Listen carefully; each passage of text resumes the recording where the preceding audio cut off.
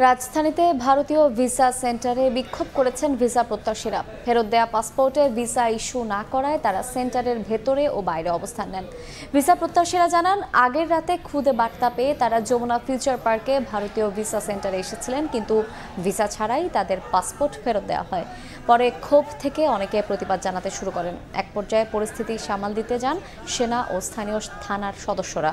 বিক্ষুব্ধরা জানান, ভিসা কর্তৃপক্ষের সঙ্গে আলোচনা করে তাদের পাসপোর্ট আবার জমা নেওয়া হয়েছে। তবে এ বিষয়ে ঢাকায় ভারতীয় দূতাবাস বা ভিসা সেন্টারের কারো তাৎক্ষণিক বক্তব্য পাওয়া যায়নি।